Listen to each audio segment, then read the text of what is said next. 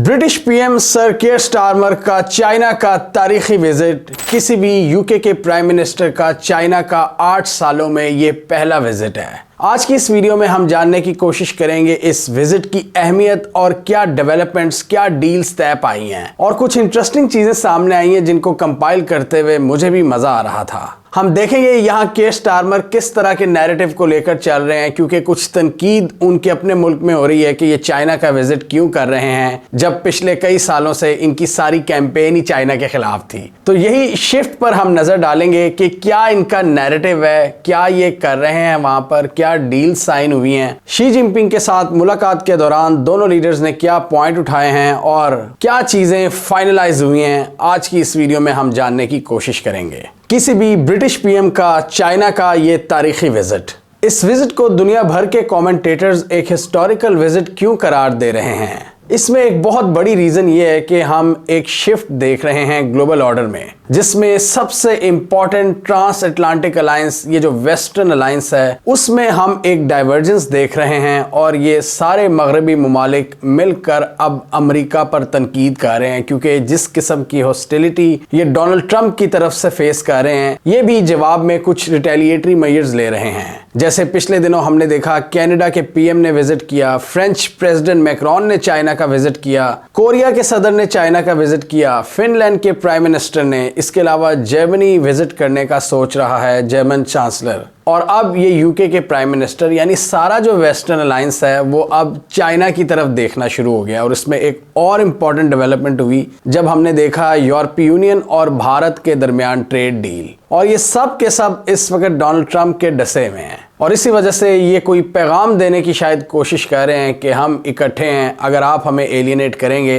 तो हम एक हो जाएंगे। और जो स्पीच भी की थी कनेडियन पीएम ने वर्ल्ड इकोनॉमिक फोरम में, वो भी हमने इस वीडियो में डिस्कस की थी। उन्होंने कहा था कि पुराना ऑर्डर अब वापस नहीं आ रहा, वो खत्म हो चुका है और दुनिया अब एक नई स्टेज की जानिब आगे बढ़ रही है। कियर स्टारमर का चाइना पहुंचते ही ये कहना था कि हमें चाइना के साथ एक सोफिस्टिकेटेड रिलेशनशिप की जरूरत है जिसमें दोनों मिलकर आगे बढ़ें। उन्होंने एडमिट किया कि China is a vital player on global stage, यानी एक इंपॉर्टेंट प्लेयर बन चुका है जिसको इग्नोर नहीं किया जा सकता, और चाइना के साथ एक सोफिस्टिकेटेड रिलेशनशिप ही हमारी नेशनल सिक्योरिटी की बेहतरी में है। चाइना पहुंचते ही उन्होंने जो पहली ट्वीट की उसमें लिखा था कि as a prime minister I will always deliver in the interest of British people, और फिर उन्होंने कहा कि prosperity at home link to engagement with world's biggest powers, यानी मुल्क के अंदर खुशहाली के लिए जरूरी है कि हम ग्लोबल पावर्स के साथ एंगेजमेंट में रहें। Growth at home is directly linked to our engagement with the world's biggest powers, और उन्होंने ख्वाहिश जाहिर की चाइना के साथ एक लॉन्ग टर्म स्ट्रेटेजिक पार्टनरशिप की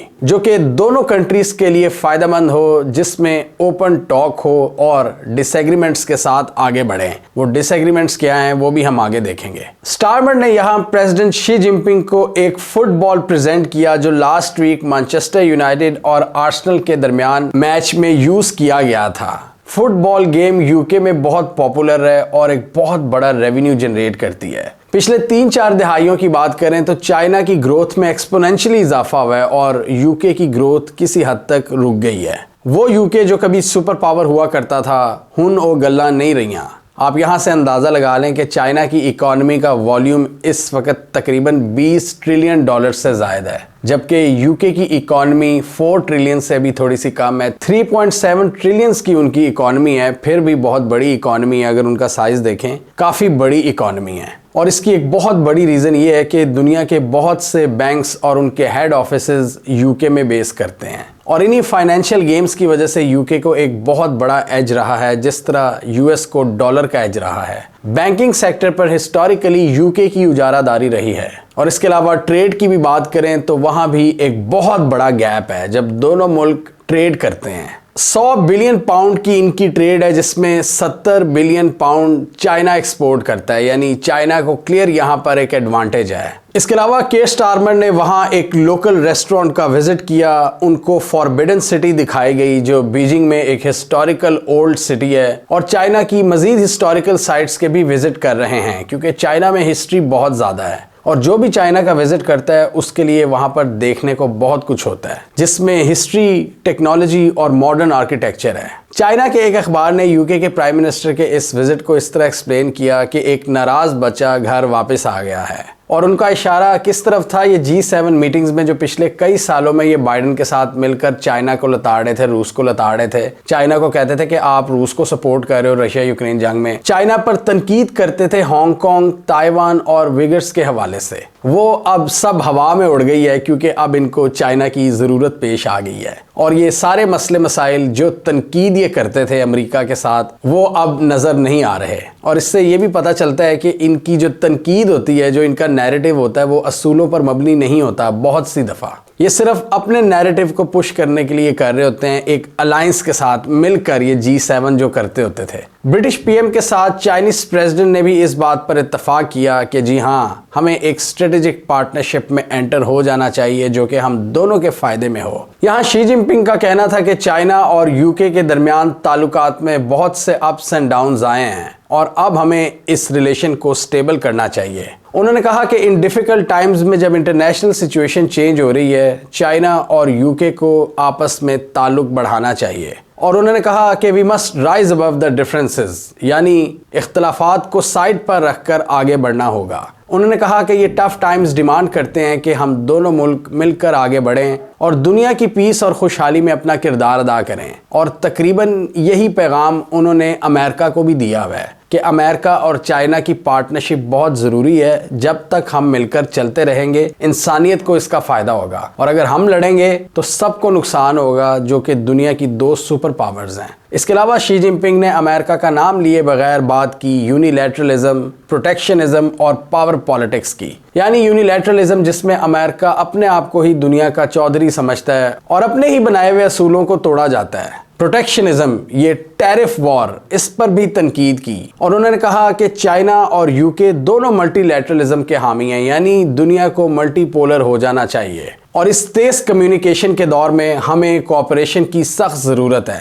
जिसमें फ्री ट्रेड एग्रीमेंट्स हों और ग्लोबल गवर्नेंस सिस्टम को इक्विटेबल बनाया जाए। यहाँ पर शी जिनपिंग ने कहा कि मेजर पावर्स को इंटरनेशनल कवानीन की पासदारी करनी चाहिए, ना कि एक जंगल का कानून बना देना चाहिए। यहाँ वेस्टर्न एनालिस्ट के मुताबिक शी जिनपिंग के लिए एक बहुत बड़ी विक्ट्री है जब वो ये देख रहे हैं कि ये वेस्टर्न अलायंस काफ़ी हद तक टूट चुका है, और ये यूरोपियंस बेचारे मारे मारे फिर रहे हैं, कभी चाइना जा रहे हैं, कभी भारत जा रहे हैं। और ये वही यूरोपियंस हैं जो आज से 3-4 साल पहले तक पाकिस्तान और भारत जैसे ममालिक पर दबाव डालते थे कि रशिया यूक्रेन जंग में आप यूक्रेन का साथ दें, और चाइना पर बड़ी तनकीद करते थे कि ये रूस का साथ देता है, और खुद अब चाइना जा रहे हैं। और डेफिनेटली अब वो इस पोजीशन में नहीं है कि हम जैसे ममालिक को सख्ती से कह सकें कि आप यूक्रेन का साथ दें, क्योंकि जब इनको खुद ज़रूरत पड़ी है तो ये अपने ही असूल तोड़ रहे हैं। लेकिन ये ख्याल नहीं रखते कि पाकिस्तान और भारत जैसे रिलेटिवली गरीब ममालिक, जिनको बहुत से इकोनॉमिक चैलेंजेस होंगे, जब वो सस्ता तेल खरीदने की बात करते हैं तो इन यूरोपियंस को बड़ा गुस्सा चढ़ता है, और वो हम पर इल्ज़ाम लगाते हैं कि हम रूस की जंग को फाइनेंस कर रहे हैं। तो इनके ख्याल में वो चाइना जो रूस को सपोर्ट कर रहा था, इसके साथ हाथ मिलाना क्या जायज़ है? लेकिन डेफिनेटली चाइना के लिए ये एक बड़ी ज़बरदस्त अपॉर्चुनिटी है कि जहां वो इनके दरमियान एक डिवाइड देख रहे हैं, इन नाराज़ ममालिक के साथ हाथ मिलाया जाए और डेफिनेटली अपने स्ट्रेटेजिक थ्रेट्स को कम किया जाए, क्योंकि जितने ज़्यादा आपके दुश्मन कम होंगे, आपकी स्ट्रेटेजिक स्टेबिलिटी में इजाफा होता है। और जब ये मिलकर एक पैक की सूरत में हमला करते थे चाइना और रूस पर, ये ज़्यादा ख़तरनाक होते थे। लेकिन फ़िलहाल तो एक डिवाइड क्लियर नज़र आ रही है, जिस पर चाइना और रूस बहुत खुश हैं। यहाँ पर केयर स्टारमर ने ग्लोबल प्लेटफॉर्म्स और ग्लोबल चैलेंजेस की बात की, जिनसे अमेरिका डोनाल्ड ट्रंप के अंडर अब पीछे हट चुका है, जैसा कि यूनाइटेड नेशंस और क्लाइमेट चेंज वगैरह। उन्होंने कहा कि क्लाइमेट के मैदान में हम चाइना के साथ एक ज़बरदस्त अंडरस्टैंडिंग कर सकते हैं। उन्होंने कहा कि हमारा और चाइना का इत्तेहाद क्लाइमेट चेंज और ग्लोबल सिक्योरिटी के लिए बहुत अहम साबित होगा। इन दोनों की मीटिंग का दौरानिया 40 मिनट तक होना था, लेकिन वो 80 मिनट तक हुई, यानी डेडिकेटेड टाइम से डबल। चाइना के great hall of the people में, जहां China mostly head of the states और हेड ऑफ द गवर्नमेंट्स को वेलकम करता है। पिछले कुछ सालों में बरतानिया ने अमेरिका के साथ खड़े होकर चाइना पर इल्जामात की एक बम्बारमेंट की हुई थी। चाइना हम पर स्पाई करता है, चाइना हांगकांग में डिसिडेंट्स को बंद करता है, चाइना ताइवान पर हमला करने वाला है, चाइना सिंकियांग में विगर्स पर जुल्म करता है और चाइना यूक्रेन वॉर में रशिया को सपोर्ट करता है। डेफिनेटली स्टारमर इस विजिट में तो ये मुद्दे नहीं उठाने वाले थे। उन पर बहुत से लोग प्रेशर डाल रहे थे बरतानिया से कि उनको ये मसले बयान करने चाहिए। स्पेशली यूके की जो अपोजिशन है वो इस पर काफ़ी खेल रही है। कोई कह रहा है नहीं विजिट करना चाहिए था, कोई कह रहा है अगर किया है तो इन मसाइल को उठाओ। यहाँ पर स्टारमर का मीडिया से बातचीत करते हुए कहना था कि हमारे डिफरेंसेस हैं, हमने रिस्पेक्टफुली उन पर बातचीत की है, लेकिन हमें आगे भी बढ़ना चाहिए। चाइना एक ग्लोबल प्लेयर है और उसके साथ पार्टनरशिप हमारे लिए बहुत ज़रूरी है। यहाँ स्टारमर चाइना के अंदर बहुत बड़ी बड़ी अपॉर्चुनिटीज देख रहे हैं और उनका इलेक्शन में भी यही मोटो था कि हमने बाहर की दुनिया के साथ इफेक्टिव एंगेजमेंट करनी है जिसका फ़ायदा ब्रिटिश अवाम को हो। और उनके मुताबिक चाइना का ये विजिट बहुत ज़रूरी है। इसमें मेरा एक ही बेसिक एजेंडा है कि अपने लोगों के लिए बेहतरी। हम ज़रा अब नज़र डालते हैं कि इनके दरमियान क्या क्या अंडरस्टैंडिंग और क्या क्या डील्स तय पाई हैं। इस वक्त ब्रिटिश की यही ख्वाहिश है कि चाइना इन्वेस्टमेंट करे। चाइना के पास बहुत पैसा है, मैन्युफैक्चरिंग बहुत तगड़ी है। स्टारमर अपने साथ एक बहुत बड़ा डेलीगेशन लेके गए हैं जिसमें 60 के करीब बिजनेस और कल्चरल ग्रुप्स हैं। आप अंदाजा लगाएं कि ये इस विजिट को कितना सीरियस ले रहे हैं और किस हद तक ये बायलैटरल डील्स करना चाहते हैं चाइना के साथ और बिजनेस टू बिजनेस। और हुकूमत का काम ही यही होता है कि वो बिजनेस को फैसिलिटेट करे, बिजनेस को एक राह दिखा दे, अपने मुल्क में एक लेवल प्लेइंग फील्ड बना दे। और इस तरह के विजिट्स हों तो अपने बिजनेसमैन को वो लेके जाते हैं फिर के देखो यार आप इस कंट्री के इस बिजनेस से डील कर लो, मैं बात करता हूं हेड ऑफ द स्टेट से या हेड ऑफ द गवर्नमेंट से। तो जियोपॉलिटिकल एनवायरनमेंट तो गर्म है ही, लेकिन उससे ये एक फ़ायदा उठाना चाहते हैं कि उनके बिजनेसेस को फ़ायदा हो और उससे यूके की इकॉनमी चले, क्योंकि यूके की इकॉनमी भी इस वक्त कोई बहुत अच्छे हालात में नहीं है। वहाँ पर हेल्थ केयर के मसाइल हैं, एनर्जी प्राइसेस के मसाइल हैं, हाउसिंग के मसाइल हैं। तो वो चाहते हैं कि डिफरेंट पार्टनर्स के साथ डील्स करके हम इन मामलात को बेहतर करें, इकॉनमी को ज़रा चलाएँ आगे। तो इस हवाले से एक डील जो सामने आ रही है कि ब्रिटिश सिटीजन्स अब चाइना में वीज़ा फ्री एंट्री हासिल कर सकेंगे जिनके पास बिजनेस और टूरिस्ट वीज़ा होगा। दोनों साइड्स ने इस बात पर इत्तेफाक किया है कि ट्रेड और इन्वेस्टमेंट को बढ़ाया जाएगा। ट्रेड और इन्वेस्टमेंट की नई नई अपॉर्चुनिटीज तलाश की जाएंगी। हेल्थ केयर के शोबे में ताउन बढ़ाया जाएगा और यूके की जो एस्ट्राजेनेका कंपनी है उन्होंने $15 बिलियन की इन्वेस्टमेंट का ऐलान किया चाइना के अंदर। इसके अलावा यूके ये भी एक्सपेक्ट कर रहा है कि चाइना के साथ जो इनकी 100 बिलियन पाउंड की ट्रेड है और इनकी एक्सपोर्ट सिर्फ 30 बिलियन तक हैं, तो वो उसमें इजाफा करे, नई नई अपॉर्चुनिटी तलाश करे चाइना के अंदर ट्रेड बढ़ाने की। एक जॉइंट इकोनॉमिक और ट्रेड कमीशन भी बनाया गया है। ये क्लियरली हमें ये चीज़ बताती है कि जहां अमेरिका के साथ इनके ताल्लुकात कम हो रहे हैं ट्रेड में, वहीं चाइना के साथ बढ़े हैं। कितनी इंटरेस्टिंग बात है। टेक्निकल और वोकेशनल एजुकेशनल और ट्रेनिंग पर भी काम किया जाएगा मिलकर। फूड सेफ्टी, एनिमल और प्लांट क्वारंटीन पर काम किया जाएगा। टैरिफ्स कम किए जाएंगे।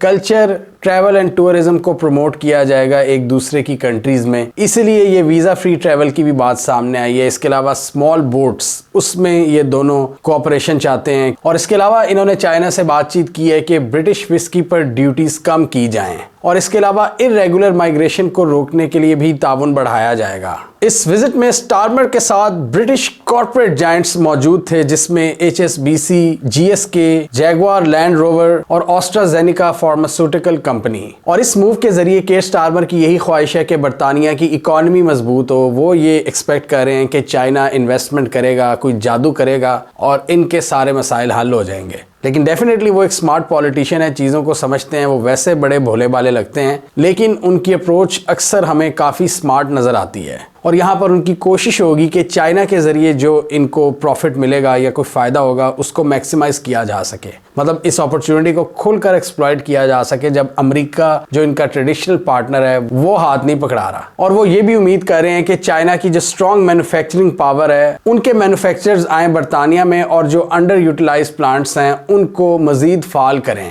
यानी उनको अपनी फुल कैपेसिटी पर चलाएं। इससे ओवरऑल दोनों का मकसद ये है कि दोनों ममालिक के दरमियान ट्रेड में इजाफा हो, टैरिफ्स में कमी लाई जाए और इन्वेस्टमेंट अपॉर्चुनिटीज में भी इजाफा किया जाए। और डेफिनेटली इन अंडरस्टैंडिंग से ज़्यादा फ़ायदा बरतानिया को होगा, लेकिन बरतानिया ने ये सोचना है कि 3 साल बाद फिर जब कोई नया अमरीकी प्रेसिडेंट आएगा और वो चाइना की तरफ बहुत हॉक होगा और वो फिर इनसे हाथ मिलाएगा, तो क्या ये इन डील्स की पासदारी करेंगे। जैसे हम बात करते हैं यूरोप की शॉर्ट कमिंग्स के हवाले से कि पिछले 70 सालों में उन्होंने कोई ख़ास डेवलपमेंट नहीं की, यानी उनकी मैन्युफैक्चरिंग भी कमज़ोर हुई, उनकी फॉरेन पॉलिसी कमज़ोर हुई, उनकी टेक्नोलॉजी कमज़ोर हुई, उनकी स्ट्रेटेजिक ऑटोनॉमी वीक हुई, जो काफ़ी हद तक अमेरिकन डिपेंडेंट हो चुकी थी। और अब जबकि अमेरिका इतनी लिफ्ट नहीं करवा रहा तो इन सब के हाथ पांव फूल गए हैं, चाहे वो डिफेंस मामला तो चाहे इकोनॉमी के मामला तो। डिफेंस के मामले में भी वो डरे बैठे हैं कि अगर रूस ने कल को हमला कर दिया तो हम क्या करेंगे। और ट्रेड भी इनकी ज़्यादातर अमेरिका से ही होती थी और बदले में ये अमेरिका की बहुत सी बातें मानते थे फॉरेन पॉलिसी के पॉइंट ऑफ व्यू से।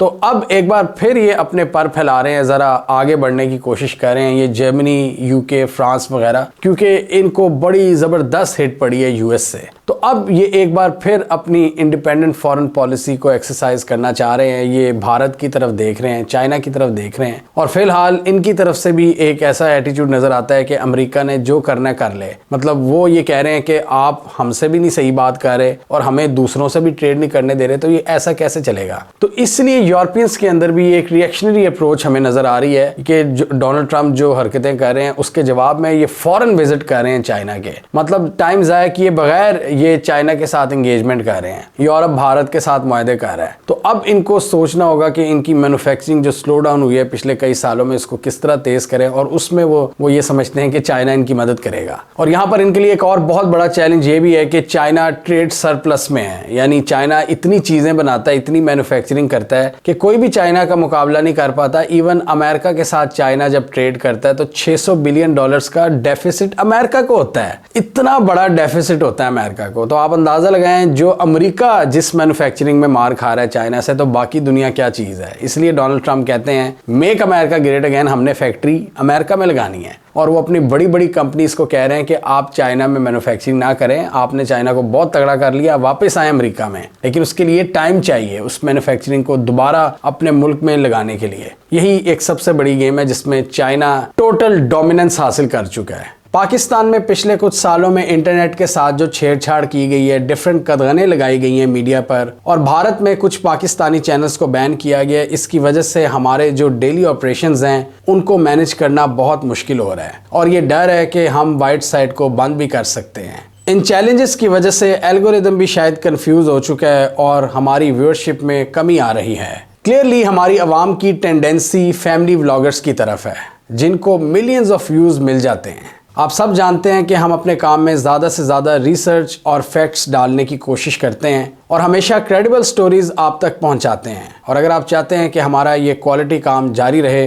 तो आप हमें पेट्रियन पर सपोर्ट कर सकते हैं। ये महज एक काम ही नहीं बल्कि एक बहुत बड़ी जिम्मेदारी है जो आपको हमसे कनेक्ट करती है, जिसकी वजह से हम क्वालिटी पर फोकस करते हैं। और अगर आप चाहते हैं कि हमारा ये काम बरकरार रहे, इसी तरह चलता रहे, तो आप हमें पेट्रियन पर सपोर्ट कर सकते हैं। हमारे कंटेंट पर ब्रांड्स भी नहीं आते और इसलिए आप लोगों की सपोर्ट ही इसको एक पुश दे सकती है।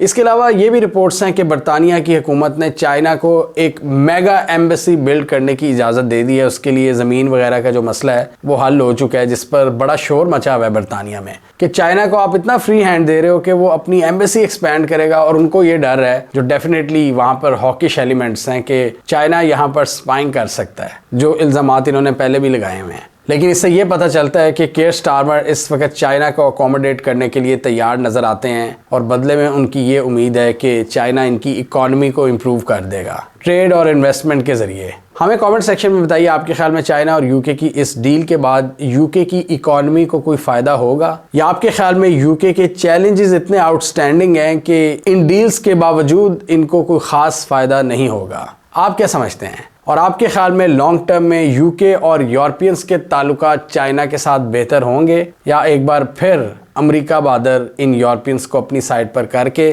चाइना पर होस्टाइल हो जाएगा जो आज से 3-4 साल पहले तक था? या आप कनेडियन पीएम से एग्री करते हैं कि पुरानी दुनिया अब वापस नहीं आने वाली, अब एक नए दौर का आगाज है? आप क्या समझते हैं? कमेंट कीजिए। इसके अलावा हमारा यूट्यूब चैनल सब्सक्राइब कर लो, साथ ही वो बेल आइकॉन भी दबा लें ताकि वो स्टोरीज दुनिया भर से पाकिस्तान से जिनकी मेन स्ट्रीम मीडिया पर प्रॉपर कवरेज नहीं होती, हमारे प्लेटफॉर्म के थ्रू आप तक टाइम पर पहुंच जाएं।